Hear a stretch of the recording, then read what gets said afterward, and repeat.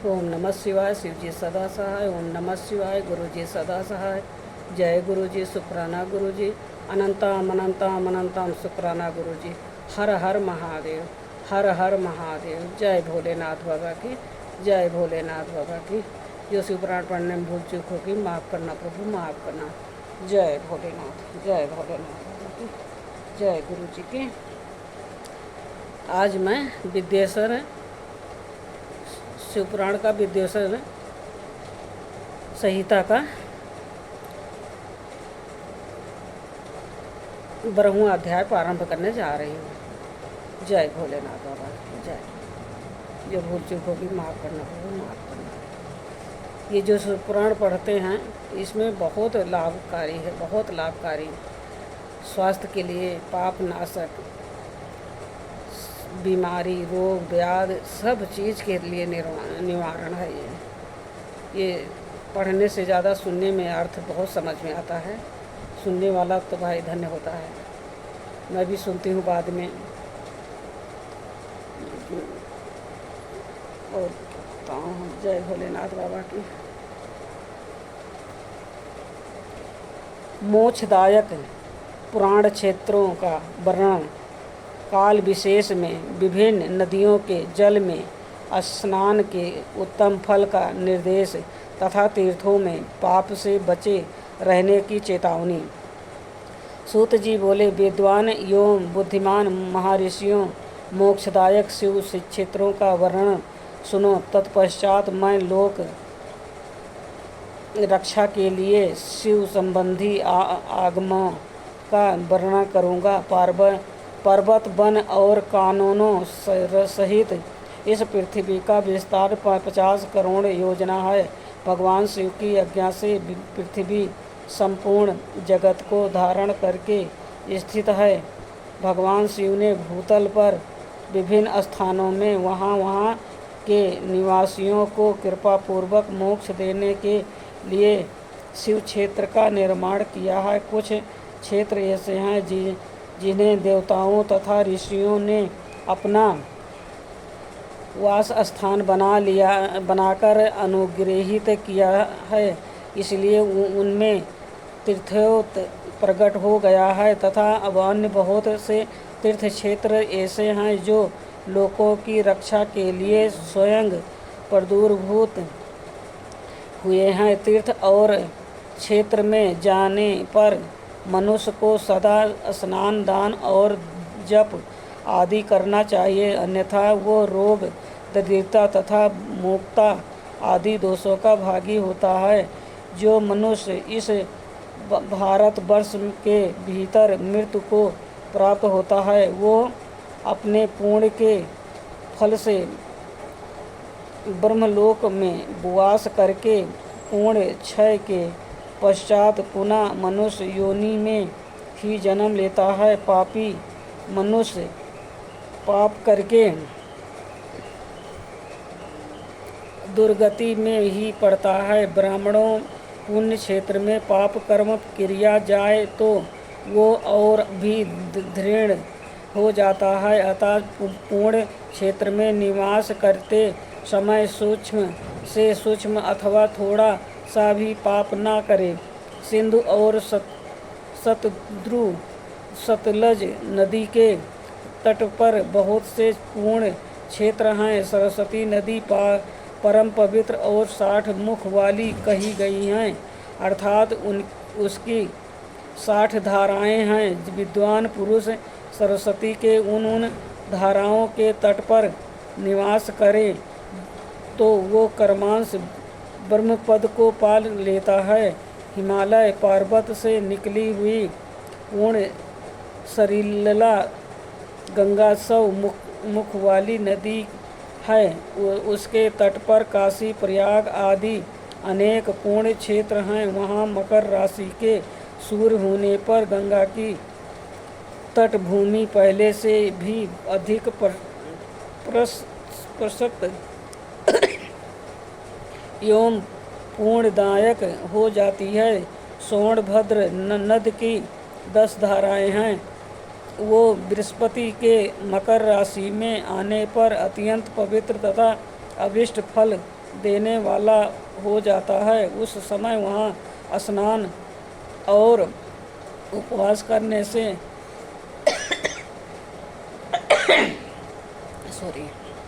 विनायक पद की प्राप्ति होती है। पूर्ण सलीला महानदी नर्मदा के 24 मुख स्रोत हैं। उसमें स्नान तथा उसके तट पर निवास करने से मनुष्य को वैष्णव पद की प्राप्ति होती है। तमसा के 12 तथा रेवा के 10 मुख हैं। परम पूर्णमयी गोदावरी के 21 मुख बताए गए हैं। वो ब्रह्म हत्या तथा गोध के पाप का भी नाश करने वाली एवं रुद्र लोक देने वाली हैं। कृष्ण विवेदी नदी का जल बड़ा पवित्र है। वो नदी समस्त पापों का नाश करने वाली है। उसके 18 मुख बताए गए हैं तथा वो विष्णु लोक प्रदान करने वाली हैं। तुंग भद्रा के 10 मुख हैं। वो ब्रह्मलोक देने वाली हैं। पूर्ण सलीला स्वर्ण मुखरी के 9 मुख कहे गए हैं। ब्रह्मलोक से लौटे हुए जीव उसी के तट पर जन्म लेते हैं। सरस्वती नदी, पंपा सरोवर, कन्याकुमारी, अंतरीप तथा शुभकारक श्वेत नदी ये सभी पूर्ण क्षेत्र हैं। इनके तट पर निवास करने से इंद्रलोक की प्राप्ति होती है। सराहा पर्वत से निकली हुई महानदी कावेरी परम पूर्णमयी है।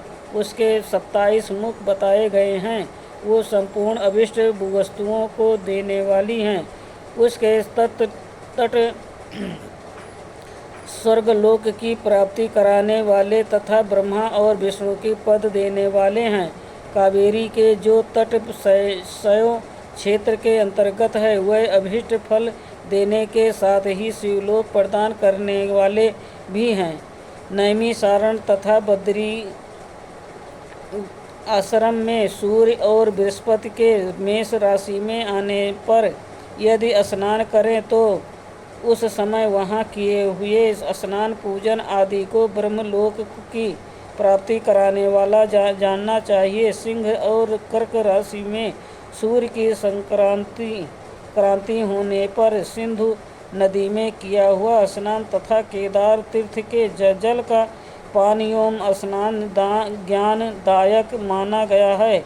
जब बृहस्पति सिंह राशि में स्थित हो तो उस समय सिंह की संक्रांति से युक्त भाद्रपद मास में यदि गोदावरी के जल में स्नान किया जाए तो वो शिवलोक की प्राप्ति कराने वाला होता है। ऐसा पूर्व काल में स्वयं भगवान शिव ने कहा था। जब सूर्य और बृहस्पति कन्या राशि में स्थित हों तब यमुना और सोनभद्र में स्नान करें। वो स्नान धर्मराज तथा गणेश जी के लोक में महान भोग प्रदान कराने वाला होता है। ये महर्षियों की मान्यता है। जब सूर्यदेव और बृहस्पति तुला राशि में स्थित हों उस समय कावेरी नदी में स्नान करें। वो स्नान भगवान विष्णु के वचन की महिमा से संपूर्ण अभिष्ट वस्तुओं को देने वाला माना गया है। जब सूर्य और बृहस्पति वृश्चिक राशि वालों पर आ जाए तो तब मार्गशीर्ष अगहन के महीने में नर्मदा में स्नान करने से श्री विष्णु लोक की प्राप्ति हो सकती है। सूर्य और बृहस्पति के धनराशि में स्थित होने पर सुवर्णमुखी नदी में किया हुआ स्नान शिवलोक प्रदान नदी में कराने वाला होता है। जैसा कि ब्रह्मा जी का वचन है, जब सूर्य और बृहस्पति मकर राशि में स्थित हों उस समय माघ मास में गंगा जी के जल से स्नान करना चाहिए। ब्रह्मा जी का कथन है कि वो स्नान शिवलोक की प्राप्ति कराने वाला होता है। शिवलोक के पश्चात ब्रह्मा और विष्णु के स्थानों में सुख भोगने पर अंत में मनुष्य को ज्ञान की प्राप्ति हो जाती है। माघ मास में तथा सूर्य के कुंभ राशि में स्थित होने पर फाल्गुन मास में गंगा जी के तट पर किया हुआ श्राद्ध पिंडदान अथवा त्रिलोदक दान पिता और नाना दोनों कुल के पितरों की अनेकों पीढ़ियों का सुधार कराने वाला माना गया है। सूर्य और बृहस्पति जब मीन राशि में स्थित हों तब कृष्ण बेड़ी नदी में किए गए स्नान की ऋषियों ने प्रशंसा की है। उन महीनों में पूर्वोक्त तीर्थों में किया हुआ स्नान इंद्र पद की प्राप्ति कराने वाला होता है। विद्वान पुरुष गंगा अथवा कावेरी नदी का आश्रय लेकर तीर्थवास करें। ऐसा करने से तत्काल किए हुए पाप का निश्चय ही नाश हो जाता है। रुद्रलोक प्रदान करने वाले बहुत से क्षेत्र हैं। त्रमपर्णी और वेगवती ये दोनों नदियां ब्रह्मलोक की प्राप्ति रूप फल देने वाली हैं। इन दोनों के तट पर कितने ही स्वर्गदायक क्षेत्र हैं। इन दोनों के मध्य में बहुत से पूर्णप्रद पुरुष वैसे फल की भागी होता है। सदाचार, उत्तम वृत्ति तथा सद्भावना के साथ मन में दया भाव रखते हुए विद्वान पुरुष को तीर्थ में निवास करना चाहिए, अन्यथा उसका फल नहीं मिलता। पूर्ण क्षेत्र में किया हुआ थोड़ा सा पुण्य भी अनेक प्रकार से वृद्धि को सा प्राप्त होता है तथा वो किया हुआ छोटा सा पाप भी महान हो जाता है। यदि पूर्ण क्षेत्र में रहकर ही जीवन बिताने का निश्चय हो तो उस पूर्ण संकल्प से उसका पहले का सारा पाप तत्काल नष्ट हो जाएगा, क्योंकि पूर्ण को ऐश्वर्यदायक कहा गया है। ब्रह्मांडों तीर्थ वास जानित पूर्ण कायिक, वाचिक और मानसिक सारे पापों का नाश कर देता है। तीर्थ में ऐसा हुआ मानसिक पाप वज्रलेप हो जाता है, वो कई कल्पों तथा पीछा नहीं छोड़ता है। वैसा पाप केवल ध्यान से ही नष्ट होता है, अन्यथा नहीं। वाचिक पाप और जप से तथा कायिक पाप शरीर को सुखाने जैसे कठोर तप से नष्ट होता है। अतः सुख चाहने वाले पुरुष को देवताओं की पूजा करते हैं और ब्राह्मण को दान देते हुए पाप से बचकर ही तीर्थ में निवास करना चाहिए। आज का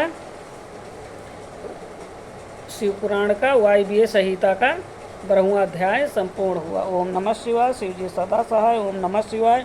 गुरु जी सदा सहाय। जय गुरु जी। शुक्राना गुरु जी। अनंतम अनंतम शुक्राना गुरु जी। हर हर महादेव। हर हर महादेव। जय भोलेनाथ बाबा की। जय भोलेनाथ बाबा। जो शिव पुराण पढ़ने में भूल चूक होगी माफ़ करना प्रभु, माफ़ करना। जय भोलेनाथ बाबा। जय भोलेनाथ।